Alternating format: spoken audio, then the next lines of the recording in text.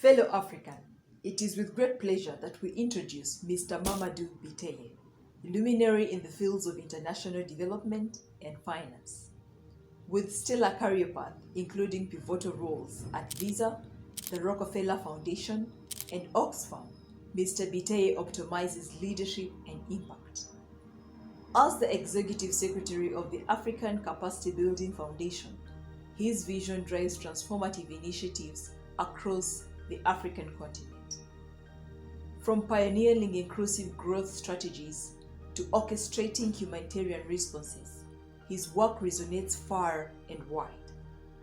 Recognized globally for his contributions, Mr. Biteye continues to champion youth development steering initiatives that empower the next African generation.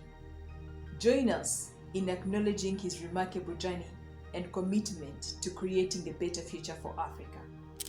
Subscribe to stay updated on his inspiring work and connect with us to be part of this transformative journey towards youth and women empowerment and sustainable development. Africa needs you.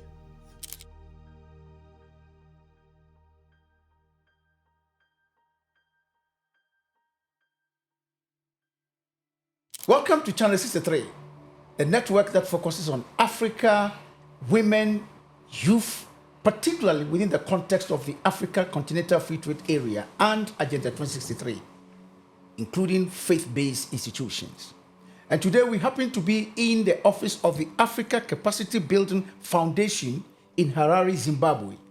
And I'm going to be having a very interesting conversation with the Executive Secretary in the person of His Excellency, Mr. Mamadu Biteye. Your Excellency, what an honor to be with you today in your office. Thank you very much. I feel equally honored to be hosted by you. Thank you. So Your Excellency, I mean, let's begin with this foundation. But before we do that, I mean, I've read a bit about you, your bio, but for this particular project, we're looking at how the youth and the women of Africa, who constitute almost about 70% of the population of the continent, can learn from people like you who have, led the path. And what can we pick from you for these young people who are now beginning to think that everything is like microwave? You put it in today, you get it the next second. So tell us a bit about your background. How did it all begin? It's a quite interesting question that brings me back many years, but I will try to summarize. Absolutely. I started my career in the private sector, specifically in banking, and I think that was a defining moment for what I would do in the future. Right. In this agricultural credit bank in Senegal, I had the privilege of coordinating the implementation of a financial inclusion program that was aimed at bringing the so-called not credit-worthy Absolutely. Rural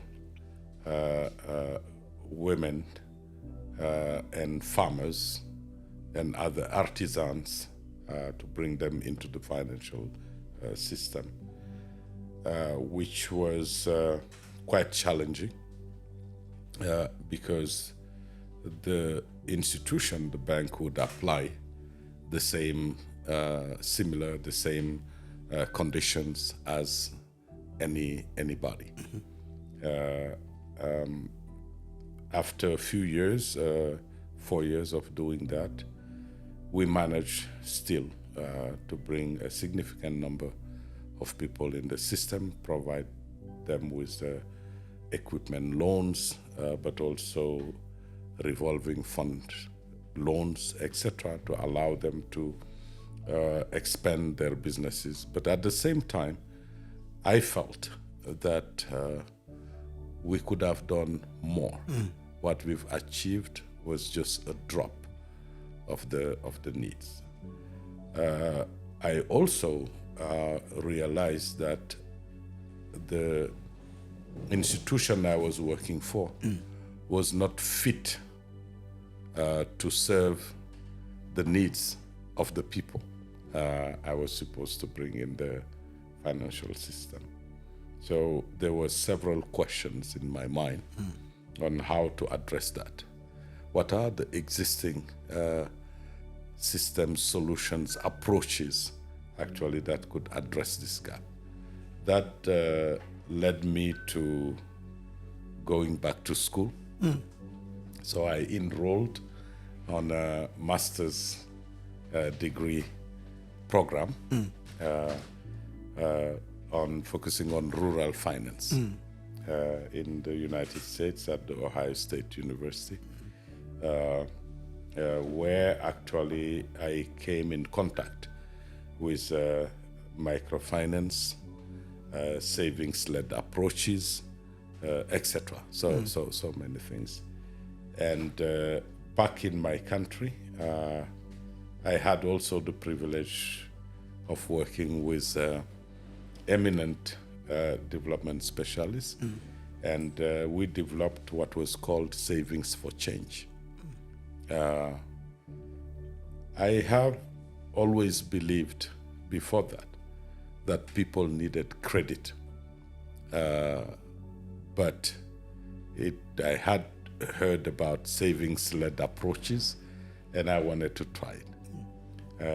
And Savings for Change, which was a program that was focused on women, actually allowed women to come together to save weekly and to use the product of their savings to extend loans to the members of the group.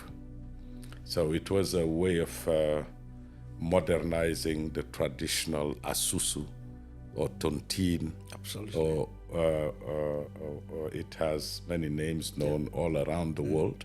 But how did we, the way was actually including in it compound interest. It was quite interesting to learn that actually, no matter how low income you are, no matter how poor, between quote and quote, you are, there is always a way to accumulate capital, no matter how small it is. The average savings for those women were equivalent to probably about 20 cents, US dollars, cents per week.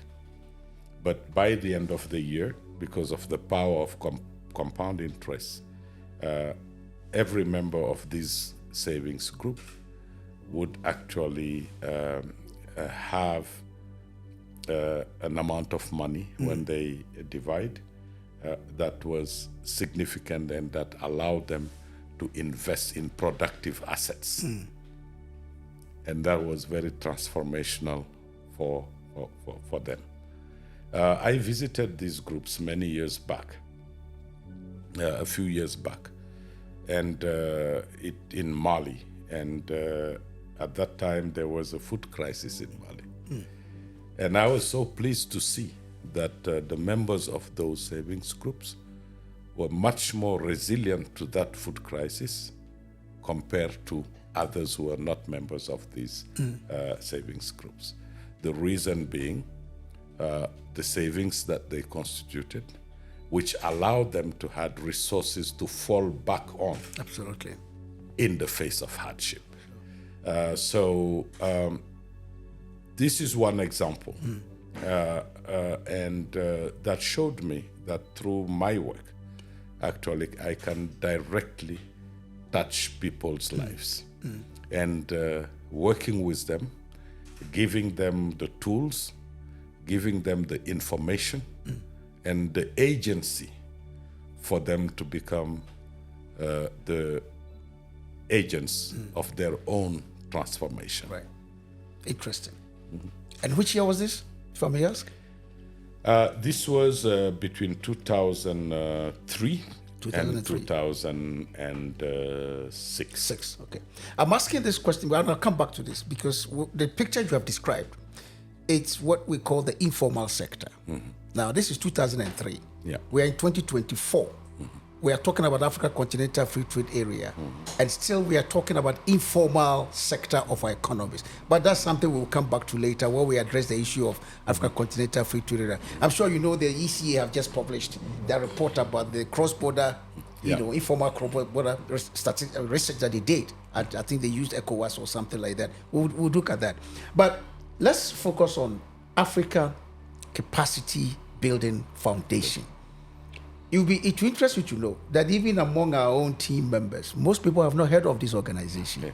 And I'm sure you know that even among some supposedly professional diploma, they don't know about this organization. So what is Africa Capacity Building Foundation? Do you build buildings? Do you build... I'm just kidding. What is it about and what are your strategic objectives? That's a very good question. And yes. I concur with you that ACBF is one of the best kept secret on the continent. And it is not supposed to be that way. Absolutely. And this is something that is being addressed because Africans ought to know the institutions they have. But the reason for that ACBF was not known by the general public, it's because in its first 20 years, the institution is now 33 years old.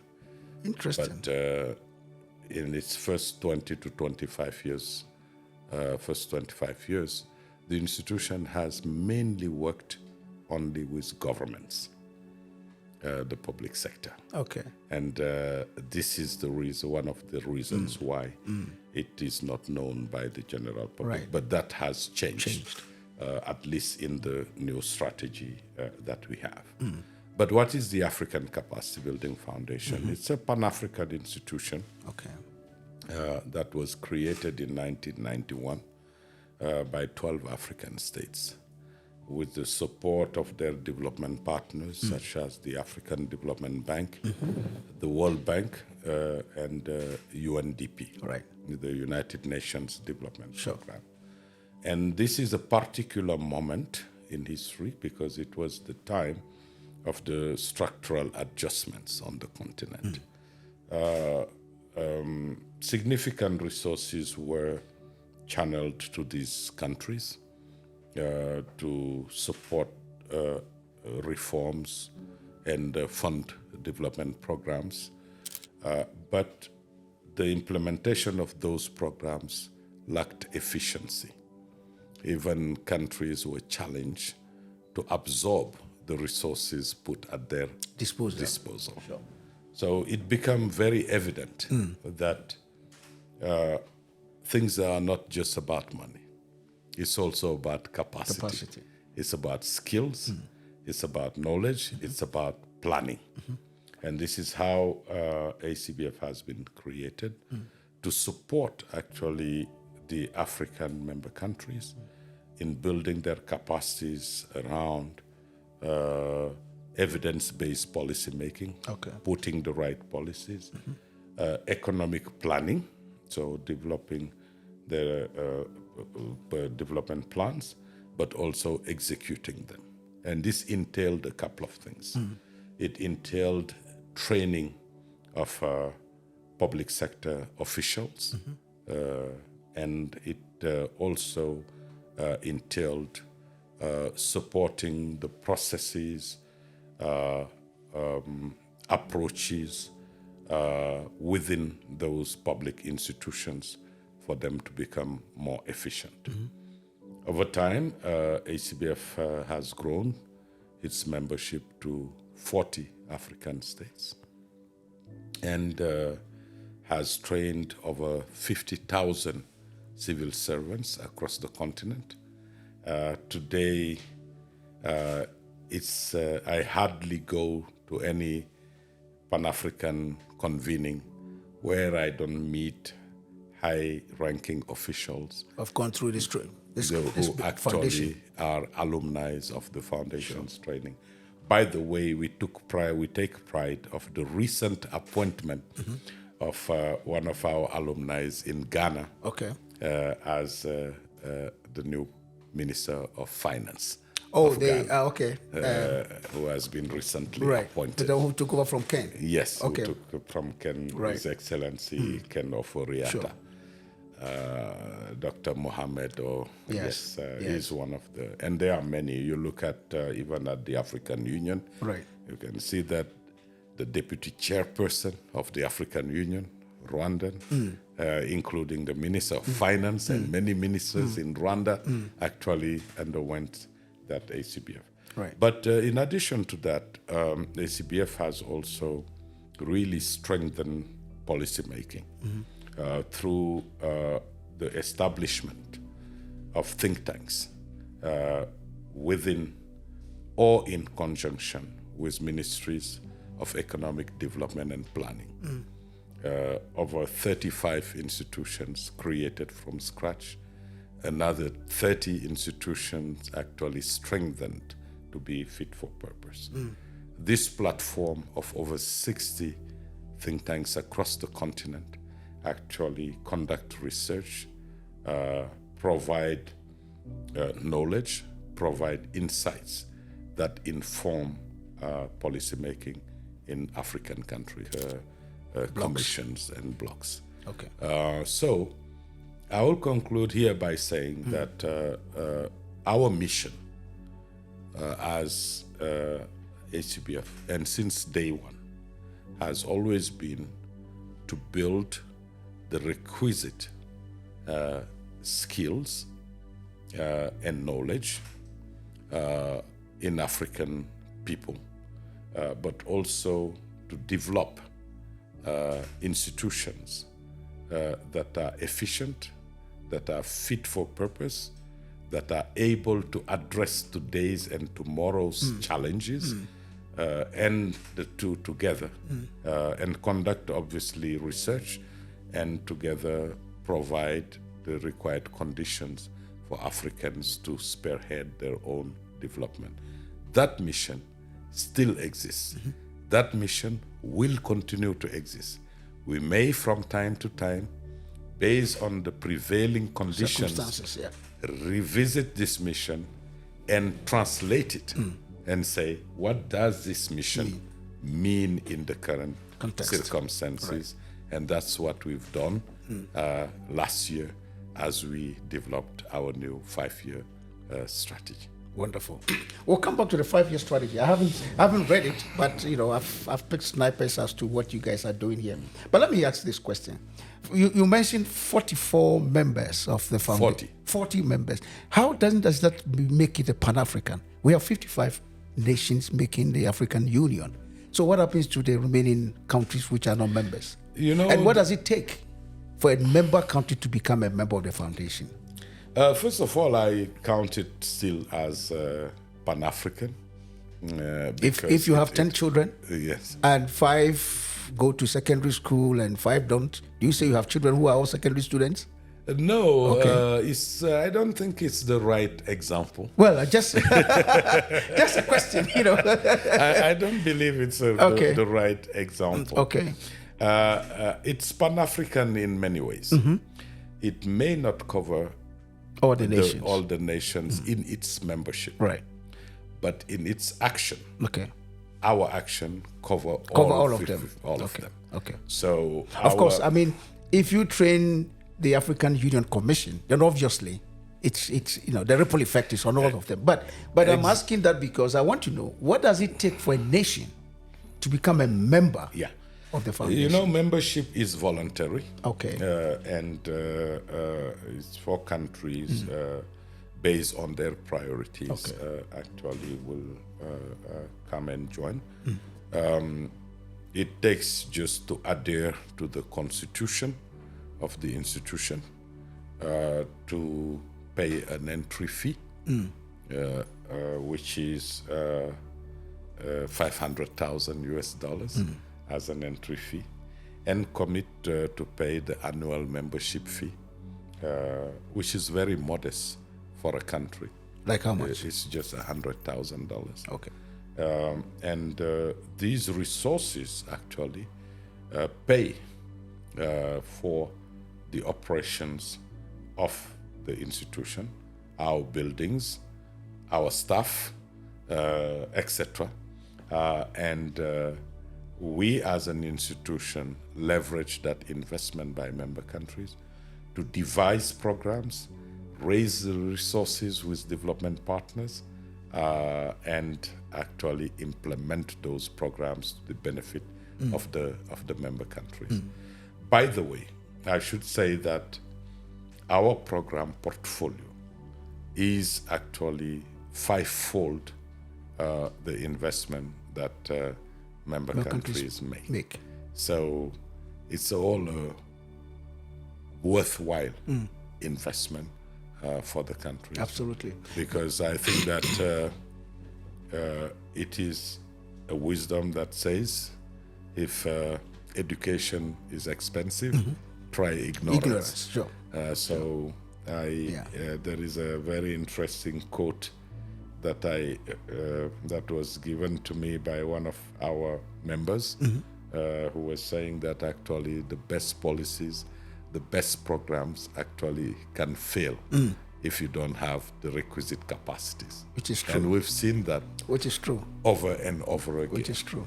So it is important, and I'm using this tribune to actually invite The remaining again those countries that are not yet members to join the movement, because actually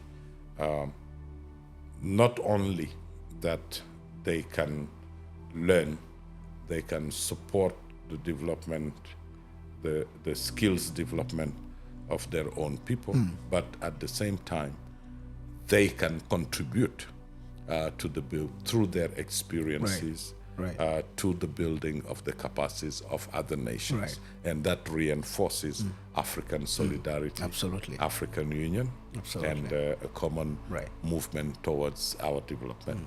No, I agree with you. Especially within the times that we live in, regular upscaling and training for public officials and even the private sector. Well, I will ask you why the private sector, where is the private sector in all this? But that is key. But listening to you, Your Excellency, I get the impression that if you take the contribution that member countries are paying, entry fee of 500,000 and 100,000, that's peanut compared to the kind of work you guys are doing. So I get the impression that a chunk of your budget is then financed by development partners. I will say that the majority is financed by. So how then does that become Pan-African? Who owns it then? And I'm asking this question because this is the issue that I was at the AU and I talked to the Commissioner for Economic Development, Trade, Industry and Tourism. The budget of AU, for example, just about 25% by member state. The rest are all development partners. You take Africa Continental Free Trade, only 4% of its whole budget is financed by members. So then where are we going as a nation? Are we always going to go out looking for support? I'm not saying that we shouldn't go out for support, but where is the ownership of the institutions that we have been on our continent? To me, ownership, obviously, the financing plays a big role, but the ownership depends on also how priorities and strategy and work is being defined. All right. I can speak about the African Capacity Building Absolutely. Foundation. Sure. Our current strategy, which we developed last year, is the product of consultations, wide consultations with all member states. Absolutely.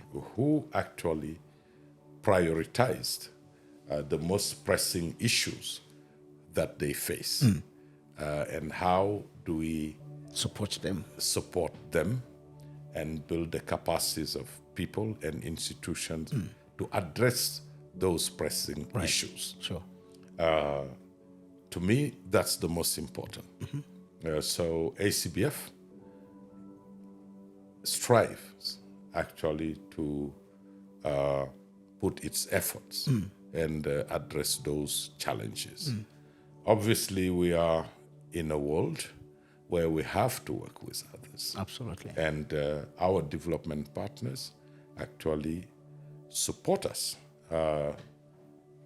based on those priorities defined by the member states.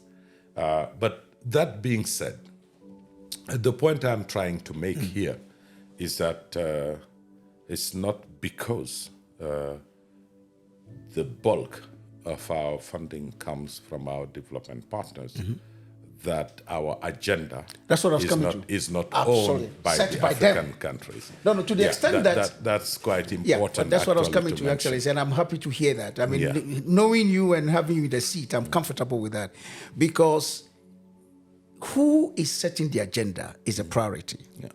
If we leave all the agenda setting to the financier, then of course we are back to colonial master.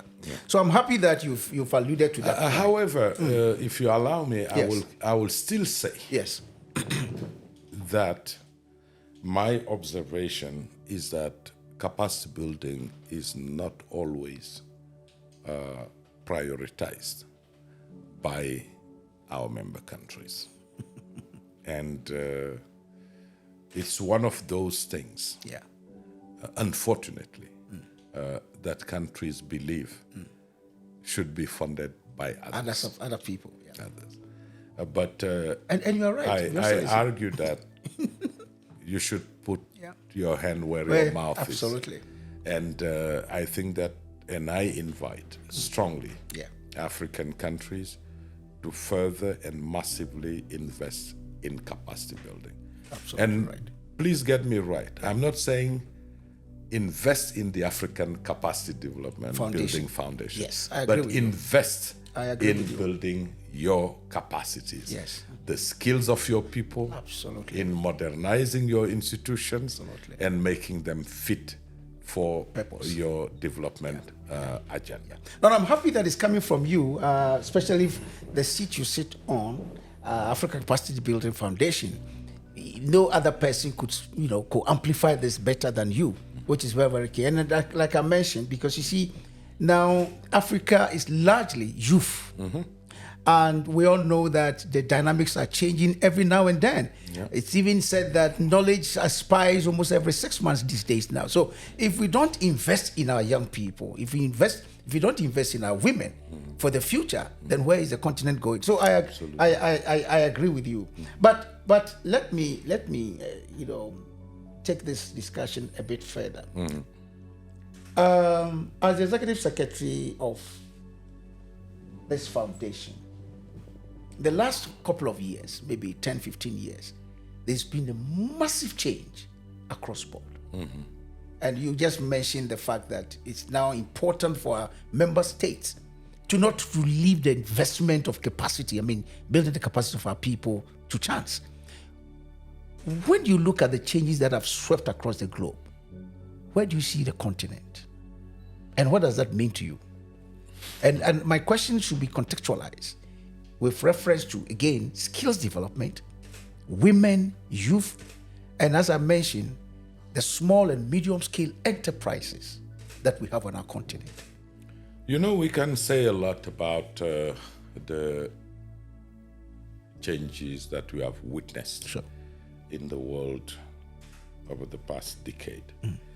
And we can list many, but I will actually highlight just one. Yes.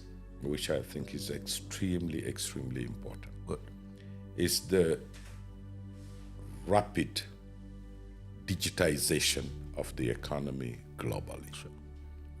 You mentioned in my introduction my work or tenure at Visa, which is a technology company. Absolutely. And in 2020, during COVID, we witnessed 3 years worth of digitization happen in just one year. Yeah.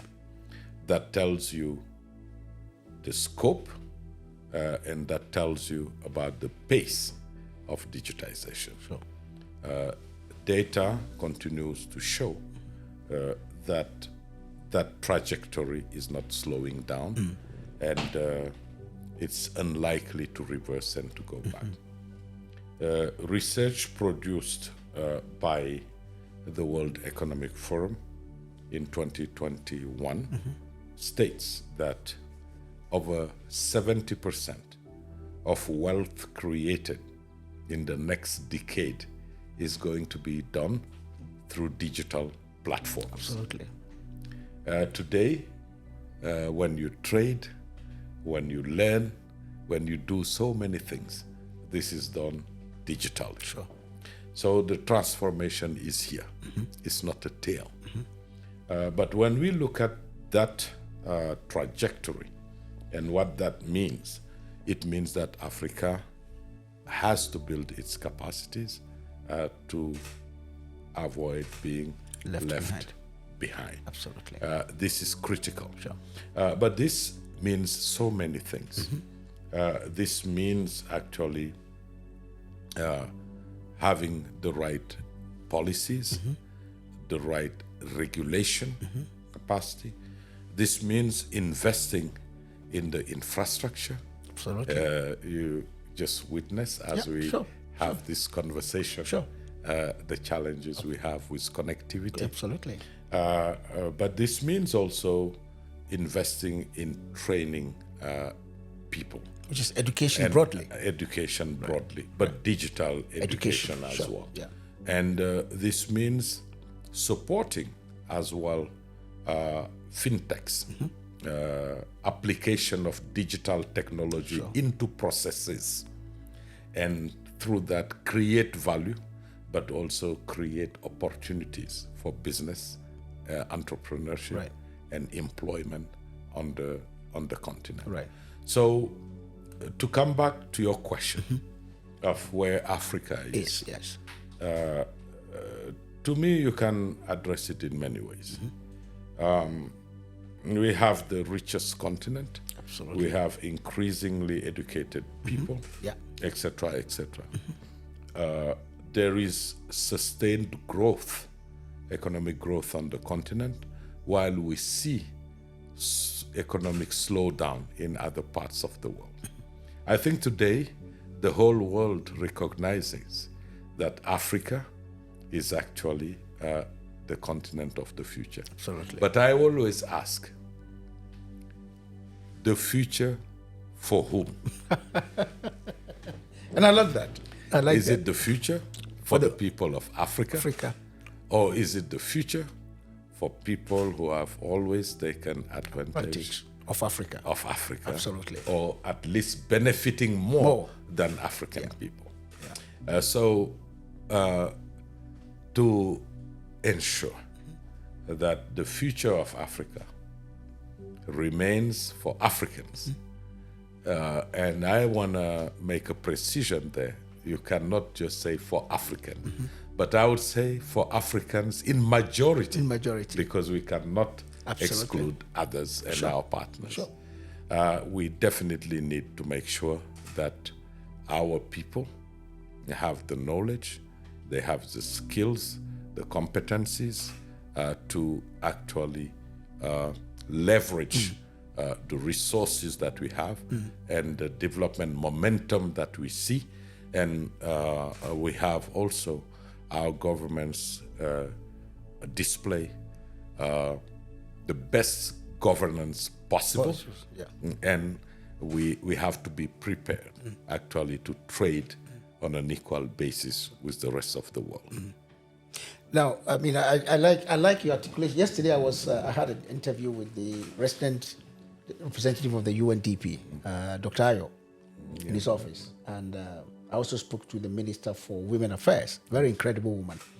Now, Your Excellency, here you are 10 years, 12 years into the decade where digitization, as you mentioned, happened.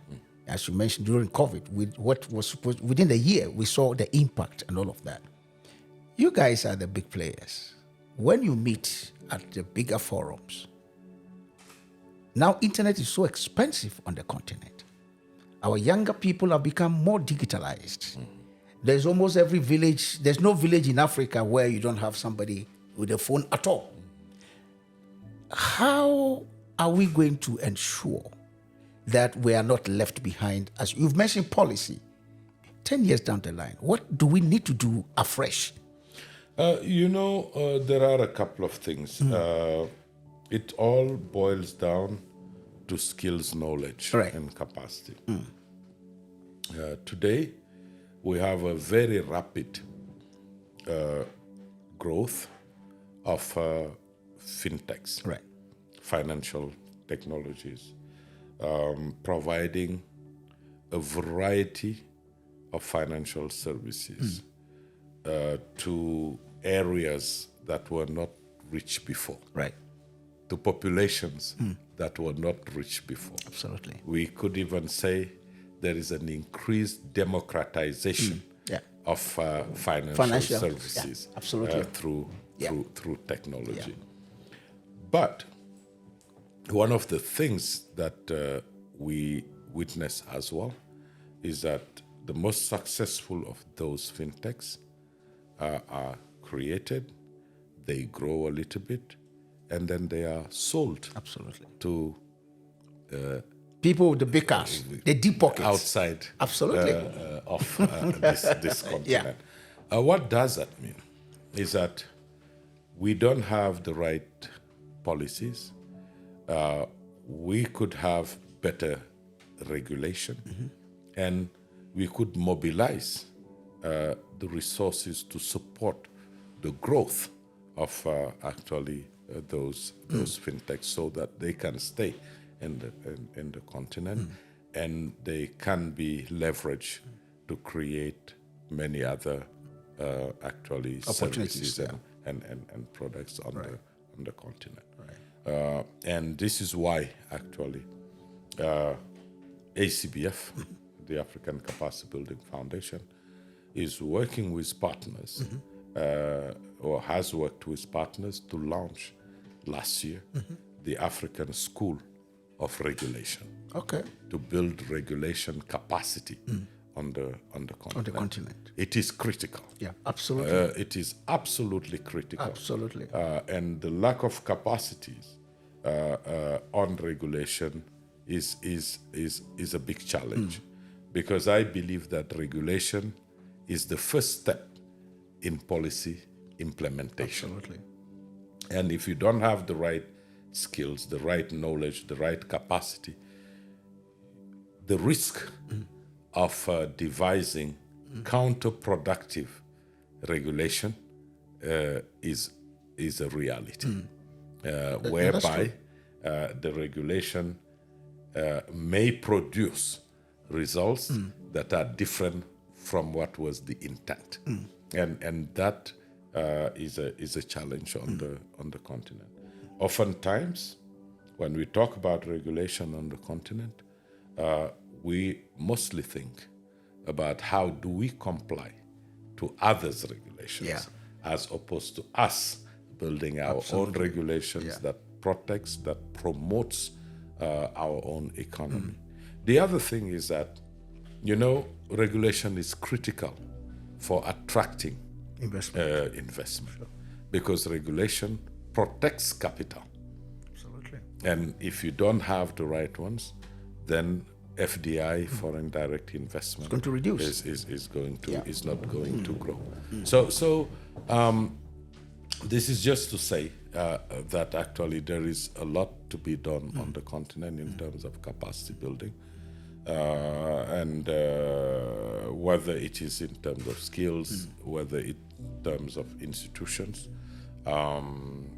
because I always use a example to illustrate that, to say that if you want a healthy and productive plant, you need at least two things. One is a healthy seed, and you need a fertile soil. Absolutely. If you have And a good one weather.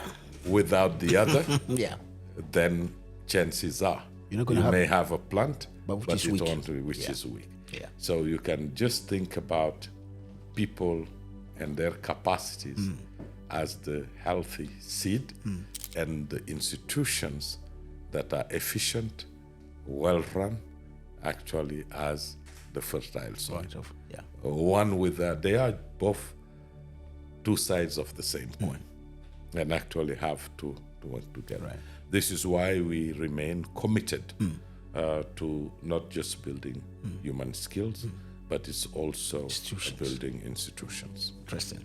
I'll come back to the issue, but even though we have not looked at, there will be time for us to talk about your new strategy, which is key. But the question I want to ask is, where is the private sector in the operations of the Africa Capacity Building Foundation? Now everybody, most all governments are talking about PPP, public-private sector partnership, and all of that. So where is the private sector in your plans? No, actually, as I said in the beginning, the focus on public sector was only in the 20 to 25 first years of the foundation. Sure. But since then, the foundation has opened up to work with stakeholders outside also of the public sector. Wonderful. And this includes educational outfits, universities and others. It includes civil society organization. It also includes private sector. And when we talk about private sector in Africa, we talk about our MSMEs. Because they constitute the majority of our private sector. One of the examples that I can give is a program that we have to support women and youth entrepreneurs in the agricultural value chains. Wonderful. Which is currently being implemented in Sierra Leone, in Gabon, and in Burkina Faso as a pilot. So if you look at ACBF's new 5-year strategy, actually capacity building for African private sector take a very important place in the strategy. Wonderful. Whether it is building the business and entrepreneur business capacities or business management capacities of entrepreneurs and SMEs that are active in the green economy, which is around our first pillar. And when we talk about the AFCFTA and trade, our strategy, third pillar, focuses really on translating this highly technical trade agreement into a palatable version for these SMEs, many of whom are actually in the informal sector. That's true. You talked about. So how do you equip them with that understanding of not only the AFCFTA, but also the other regional trade agreements, regional integration agreements, in a way that allows them to understand what are those provisions that they can leverage to increase their access to cross-border trade. Interesting. That's focus on. And if we look at agriculture or agribusiness and food sovereignty, our strategy prioritizes also the capacity building, technical and managerial capacities for SMEs actually in food processing and food marketing. Okay. So that's where the private sector is almost cross-cutting throughout our strategy that is interesting. And our action. That is interesting. Let's talk a bit about, Africa is so much endowed with resources, as you mentioned. If you take the human resource aside, so much. Minerals, what have you. And what beats most of us is, why are we still at where we are? Which comes back to the question, how can we leverage our resources? And as a capacity building foundation, what I want to find out from, how is the Africa Capacity Building Foundation supporting member states to harness the massive resources that our continent is blessed with? I think that if you look at our area of focus, then I think answer to that question becomes obvious. Yes. The reason why many of our natural resources are not exploited by our own companies and nations, oftentimes what do we say? We say that we don't have the expertise. Yeah, expertise. And that is a justification for signing All kinds of agreements. extremely advantageous to them Yeah. contracts, concessions with foreign companies. So then, just logically, to overcome that, Build we capacity. need to build that expertise Sure. in our people.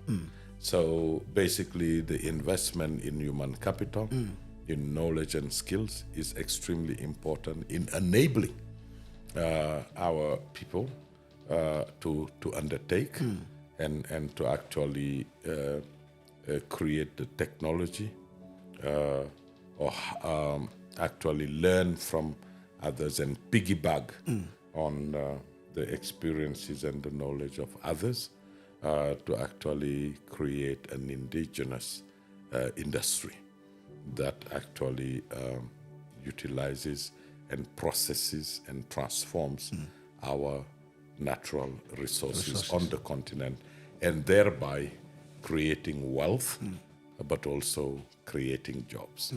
Because for every contract that takes commodities outside of the country, the continent, you can equally say that it takes jobs outside of the continent, but creates them elsewhere. So this is how ACBF actually, through research, to support leveraging the network of think tanks to provide the knowledge and expertise to governments so that they can devise the right policies, but also by building human capital. Actually, I believe that we are creating the conditions for Africa to harness its resources. Last week, you guys were in Addis doing training. Tell us a bit about it. Oh yes, this is last week. I was very pleased to be joined by the African Union, by the Economic Commission for Africa, actually to launch the training programs for the diplomats accredited to the African Union. Why that? This is to, they are already very experienced, knowledgeable people, but they are diplomats. This means they are not technical people. And many of the issues discussed, particularly when it comes to the implementation of Agenda 2063, the Africa that we want, is not always political and diplomatic discussions. Right. It's also technical discussions. So these trainings actually are aimed at not making of these diplomats experts in certain areas, but actually giving them the minimum knowledge and orienting them around where they can deepen that knowledge so that they are able to have more meaningful contributions to and elevate the level of those discussions and deliberations at the African Union. So we were very pleased to see a very big enthusiasm from these diplomats who massively turned into this two-day training, and which was actually extremely engaging and interactive. And we are very, very proud to have done that, but we are also very grateful to our different partners with whom we have worked to provide this. I mean, I haven't read any literature on that, but I like the idea that this thing took place, and I need to commend you, especially the foundation, for that with your leadership. But the question I'm asking it, if you think deeply about that, doesn't it tell you that our nations are not doing much? Because if we are committed, wouldn't it be the first point of call for every diplomat to be well versed in this from the standpoint of their nations? You know, sometimes it's not. It's a bit challenging. And I'm asking this question because I mean, we've been going on this. We'll come to the AFCTA with regard to the summit that you did in Lusaka last December, where I was privileged to be present, which was fantastic. But then again, how are we committed as a continent to this Africa Continental Free Trade? A lot is happening now, visa, free movement of people, and all of those things. So the question is, yes, must we bring all these diplomats to others to give them this training before we realize that we are on the right move? No. I think that let me first say that you need more than one service. Absolutely. And one action. Sure. To get things rolling. Sure. So this training is a modest but important and significant contribution of ACBF in this movement. Yes. And on that score, yes, I agree with you perfectly well. Yeah. Yes. And we are not the only one players supporting actually the Secretariat of the AFCFTA, Absolutely. which actually has the mandate, is mandated by heads of states to actually promote the adoption and implementation of the AFCFTA. Agreement. Our action comes in support of those priorities, right, because last year, 2023, was declared by the African Union as the year of implementation, of acceleration of the implementation of AFCFTA. Yeah. This is why the Africa Think Tank Summit focused on AFCFTA. The training of diplomats focused on AFCFTA. By the way, this training was supposed to be delivered late last year. Okay. But because of some circumstances, alignment and circumstances, this is why it happened this year. But we strive to do it very early in the year, because it's really as part of our contribution to that ensuring year that, of acceleration of the AFCFTA. But let me also say that many institutions, whether it is Afrexim Bank or Economic Commission for Africa, etc., actually are playing a big role in promoting this AFCFTA. Absolutely. And like always, you know, the designated entity has all the responsibility and all the problems, but does not always have the all solution. The solutions. Absolutely. And this is the case of the AFCFTA. You're a smart guy, man. Your Excellency, Yeah. I mean, you. So the AFCFTA Secretariat has the mandate. Absolutely. But definitely, Yeah. it doesn't have. In any case, this if is we why have to, all have to contribute. Yeah, to that's this. what I was going to say. If we have to accelerate the implementation, everybody must, Must, come to the chip table, in. which is very. Now, but let me ask, Your Excellency, you've seen it all. What, from where you sit, what are some of the key hurdles in the implementation of this AFCFTA that, if we address them, it could again fast track and accelerate the implementation? I mentioned the issue of, free movement of people. Yeah. Now, cross-border trade has become a major thing. Now, the AFCFTA protocol on women and youth in trade, for example, women are facing massive challenges at the borders and what have you. How are we addressing this? And particularly from your standpoint, how is Africa Capacity Building Foundation helping in addressing some of these challenges? Okay. So a couple of things here. I hear my brother,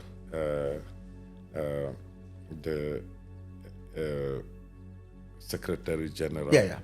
He said Wamkele. Wamkele Mnene say that there have been strong progress in signing the AFCFTA, but the ratification has not been as Smooth and rapid. and as rapid as we want to see it. And the question is why? This is one thing. And to me, this is just a political will to sign and ratify. Absolutely.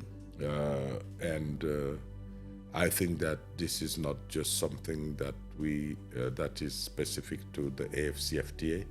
I think that we can say this is a general observation on the how countries implement decisions they take at the African Union. Sure.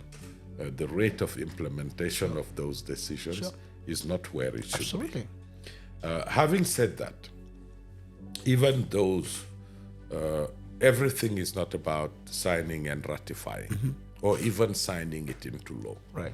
Where actually we see the biggest hurdle, at least from our perspective, of the effective implementation of these policies is actually the domestication, what we call the domestication.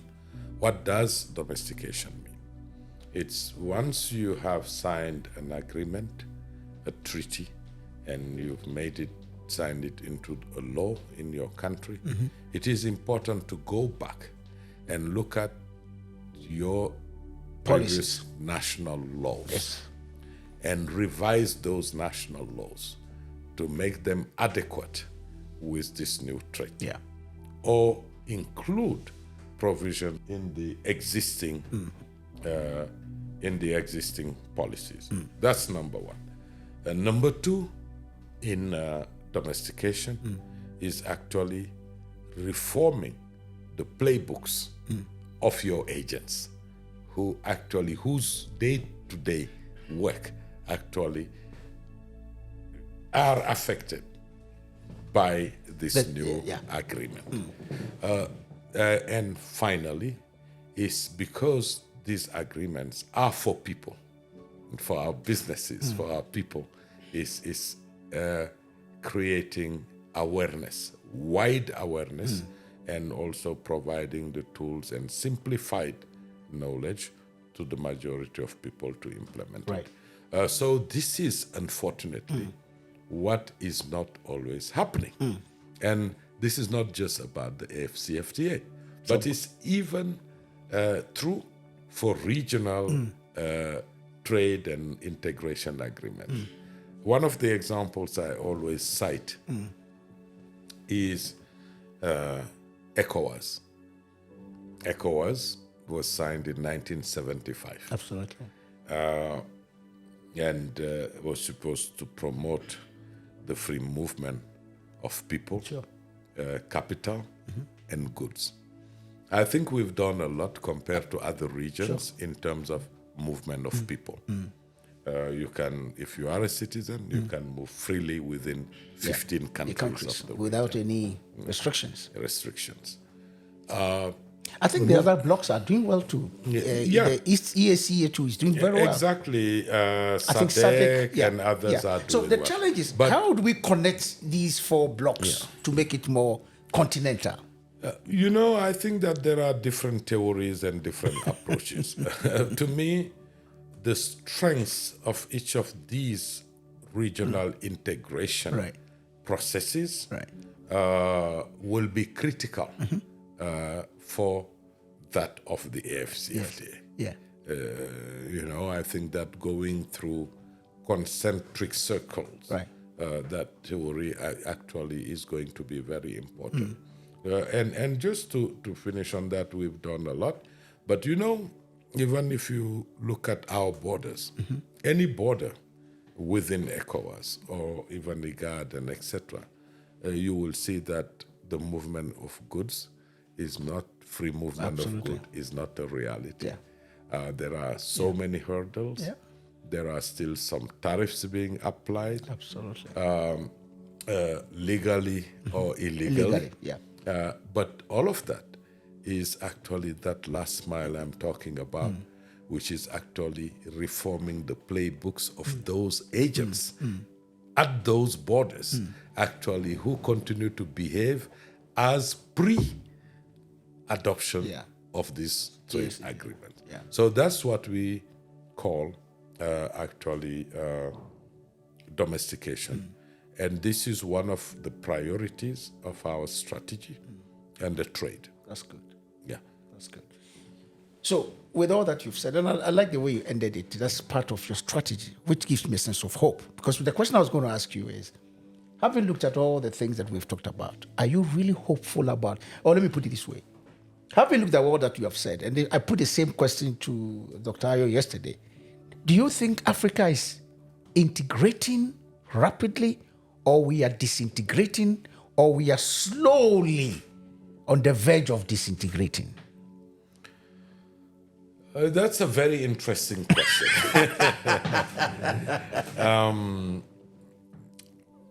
Let me put it this way. Your Excellency, we can laugh at it and all of that, but look at, if you benchmark this to EU and all of that. But actually, I think that the people of Africa Are unique. are mentally ready and emotionally ready to integrate. Right. We know we are one people. Absolutely. And to be stronger, we have to be together. Yes. Our governments, I think, adopt the right rhetoric around that.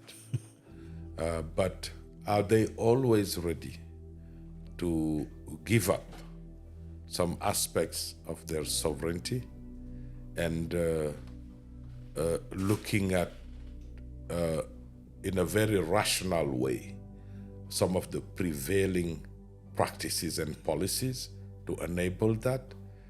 That we have a question.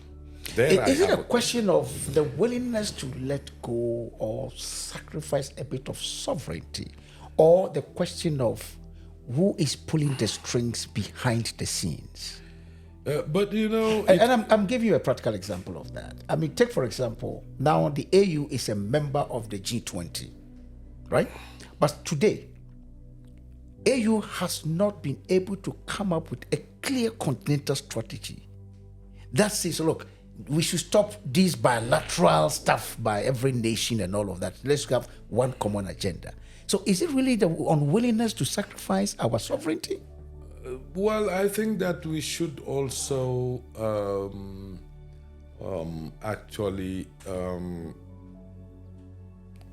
what's the word actually? We should relativize that kind of statement. Right. When there are agreements and they are decided by all countries, I think AU is not an implementation body. Absolutely. Absolutely. Where the rubber hits the road is at country level. Right. So without countries really taking the resolve and having the strong political will to implement what has been agreed, I think it will be very difficult. I agree with you. The other thing is, we've been talking about one of the very important priority projects of the Agenda 2063 is free movement of people. And the right of settlement. Yeah. But that's a critical one. Absolutely. For the realization of the AFCFTA and many others. But listen, to me today, I think the problem is that many countries have to not learn, but they have to unlearn some of the practices, sometimes the rationale of which actually is difficultly defendable. Absolutely. We cannot talk about AFCFTA if I, as an African, travel with any European or any American or even people from Latin America or Asia, chances are... And China. Right. And everywhere. Yeah. Chances are that when we get to an African border, that person who is not from the continent is likely to go through and not me. Absolutely. And sometimes you don't know, and there is no reason for that to happen. And many countries continue to hang on to those things, Yeah, but even making them sometimes Yes. more difficult. But so how do we address that? I mean, you've painted the picture as clear as supposed to be, but people like you are supposed to help us. I mean, one of the questions I posed to one of the ministers is, when was the last time you used the ordinary, passport, or ordinary entry access? VIP. You don't get to see the challenges that we. So we are relying on you guys. How do we ensure that our governments, maybe you need to organize capacity for our government, presidents and foreign, I'm happy you did a diplomat, but I'm sure you made it part of your curriculum that this is some of the challenges that are undermining the free. We support high-level officials, Yes. but let me come back to this one. Sure. And this is where I'm saying that actually we have to unlearn certain things. Right. Because I spoke earlier about regulation and regulation capacity. Absolutely. The issue of who gets a passport, who gets a visa is regulation. Absolutely. But is it a regulation that you still have because it has always been that way? That's what we came to meet. And These let's are the maintain the status questions quo. Yeah. one has to ask themselves. Absolutely. Is there a better way if there is real reasons behind this? Is there a better way to regulate this and remove those hurdles so that it is not affecting the other priorities that you have? So there is a lot of inquisition that needs to happen. Yeah. And I don't know if this is politically correct, but I often say, if you are doing things and you don't know why you don't do them, then you wouldn't know why you should remove them or stop doing them. Which is true. And this is oftentimes some things that we see on this continent and in many areas. So let me ask you, with your background and experience, do you think we would see the African Union passport, let's say, in the next 10 years? Well, the African Union passport is a reality. I have one. But that's for no, but see, that's the point. I'm coming. Your Excellency, when I was talking to His Excellency Mr. Muchanga, he said we've started with the laissez-passer and all of that. Yeah. Is the passport for diplomats or for Africans?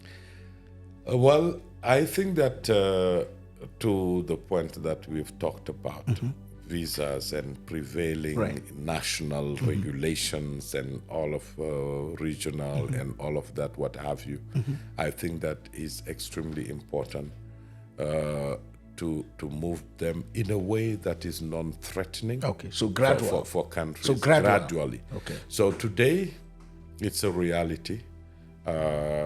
Many African officials can travel from Cairo to Cape, from Dakar to Dar. Without any challenges at the ports? Without any challenge. Because we are told that in some entry points. When you come to the service, usually with the diplomatic passport, there is no problem. Good. When you come to the service passport, there are still some hitches, teething problems here and there. Yeah. But I believe that progressively, it will become a reality. This is going to become a reality. Once you get that, I think that going now to rolling out to citizens may be actually easier to achieve. Your Excellency, we are coming to the end of our conversation, but we can't finish this without talking about the youth and the women who form majority, and within the context of the Agenda 2063. We believe that, and when I say we, I'm talking about the young people. I'm a young man, as you can see. We believe that.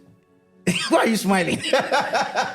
Because I'm even younger than you. Yes, sir. We believe that the success of Agenda 2063, which is 40 years from now, it took China 40 years to be where they are now, largely depends on our young people and the women. But at the same time, we are concerned about the mindset, the microwave mindset of our young people, get rich quick attitude and all of that. And when you talk to them, they also tell you that it is largely because we are unemployed and things of that nature. From where you sit, what do you think our governments or member countries need to do to address the issue of the mindset of our young people, and at the same time addressing the unemployment on our continent to fast track the realization of the Agenda 2063? Well, from my perspective, let's state first some realities. Right. If you take youth and their proportion in the African population, today they are the majority. Absolutely.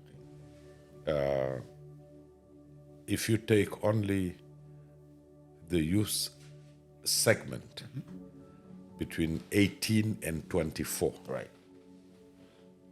Usually which is the segment at which you enter the work, the job market. That segment alone, by 2050, will double to 400 million. Absolutely. Let alone all the other. So there is a real youth bulge on the continent. The growth of population and the youth proportion is actually much faster than the growth of our economies. And the impact of that is that you have fewer opportunities that to compete on. I can't remember the number, but it's a significant number of young people every year coming to the job market. So, but it is also the challenge with that stems also from how we prepare these young people, our education systems. Absolutely. And we have observed, not just in Africa, across the world, education systems actually failing. Institutions that are supposed to organize this are also failing. And it is clear that the curricula of education in Africa continue to remain colonial time actually curricula, whereby people were educated to do some administrative tasks and all of that. We didn't train. Look at the founding fathers and that generation. Most of them are people from human sciences, lawyers, professors of other things, but very few were engineers and all of that, who were trained to transform the material. And this is why 60 years later, we are still a commodity export-based actually continent. Manufacturing, I have seen in my lifetime, actually, not Africa industrializing, but deindustrializing. Many of the industries that we have seen as we grew up, many of them have died for several reasons. Because we all want to be professors, PhDs, but engineers, but we don't have actually technical skills.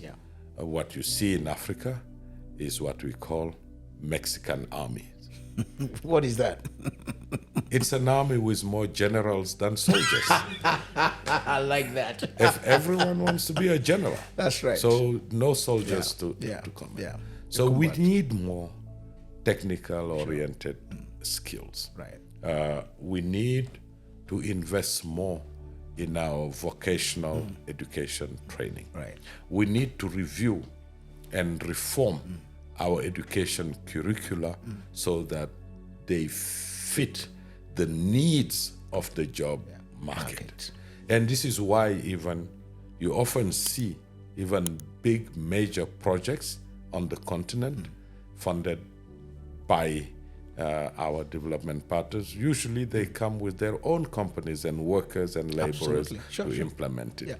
Because you don't often see qualified technical people on the continent. So this is going to be extremely, extremely important. How do we put, if everyone wants to be a general, it's because also we don't value the soldier. Absolutely. Right? So manual work, technical work needs to be better appreciated and valued on the continent to encourage young people actually to orient themselves to that. Second, approaches needs to be reviewed. There are only two outcomes here in education. Either you make it through university or you graduate, or you fall during the trajectory somewhere and you are out of the education system. There are no even systems that catch those who cannot go further and bring them into technical. So there are many reforms that we need to do to prepare our people to be able to transform our wealth, natural wealth, and by industrializing the country. And all of this will require actually the right policies, the political will to invest in it, and also the patience to actually see all of this grow. What's the relationship between this foundation and the Afri-Exim Bank and the Afri-Exim Bank? What's the relationship? Is there a relationship? We have a partnership relationship. I would say that the African Development Bank and African is a founding member of the African Capacity Building Foundation. But as you know, Afri-Exim Bank stems from the African Development Bank. And we do work with the Afri-Exim Bank in several ways, in enabling and supporting research to inform trade and trade policies. Recently, we just published research on factoring, which is extremely important in looking alternative financing mechanism for SMEs. Last year in September, we ran in Accra as well a training on AFCFTA for SMEs in Africa. All of that in partnership with Afri-Exim Bank. So our partnership is multi-form, and we are very grateful and thankful for that partnership. That's good. Your Excellency, throughout our conversation, you've made reference to your strategy more than 5 times. I was counting it in my head. And I am happy that you are in the seat now. It is said that what lasts most is not the money we have in our bank accounts. It's not the buildings we have, but the legacy we leave behind. We have a continent that has almost 70% of the population aged below 35. 55% are women. This is your lead camera. And I want you to give the assurance of the African young people, that bulk that we've made reference to, based on the strategy that you've outlined for the Africa Capacity Building Foundation. What kind of legacy, when you're no longer sitting on, I went to your boardroom and I saw at least how many people have come before you, which means one day you will not be here. So when you walk out of this door for the very last time, what kind of legacy would you want Africa, the continent that we call our home, the Africa we want, what kind of legacy do you want Africans to say, this is the legacy that Mr. Mamadu Biteye left for us? That's your camera. No, thank you very much. I would say that the strategy is very important, because if you don't know where you are going, Absolutely. any road Road can can take you lead you there. there. Sure. So it's important that we have a strategy, Right. we have clear ambition, Right. and we define the pathways that leads us to that, and we go for it.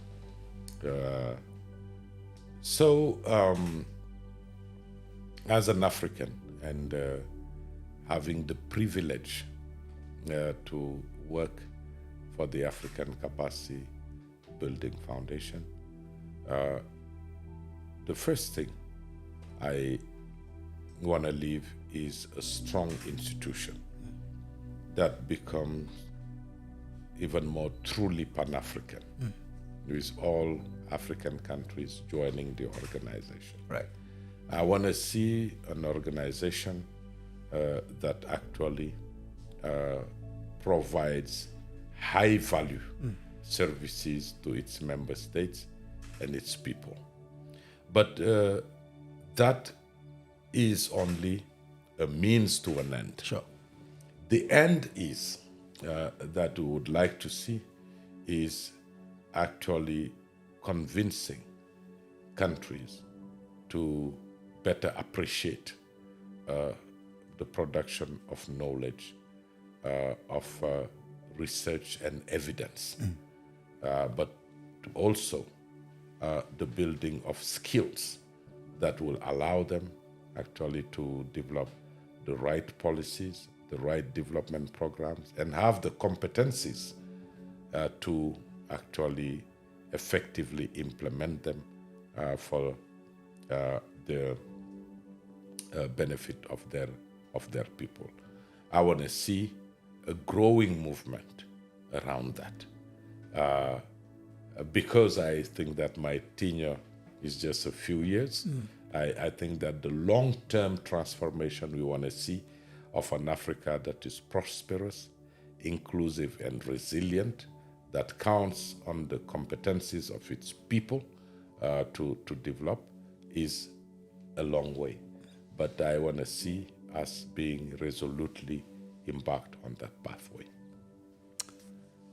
This has been Channel 63 at the Africa Capacity Building Foundation, where we've been talking to His Excellency Mr. Mamadu Biteye, the Executive Secretary of this foundation. If you have any question or any feedback that you want us to pass on to the Africa Capacity Building Foundation, any idea with regard to the future of the continent, the Africa we want, please share your thoughts, share your ideas in the comments, and we would make sure that they would have received it. If it becomes necessary for us to do a follow-up, but it's been an honor being in the presence, a very, very wonderful man that Africa has been blessed with to lead the capacity development on our continent. My name is Emmanuel Daytumi, and it's been an honor coming your way. Your Excellency, it's been a great honor having this conversation with you. Africa needs you.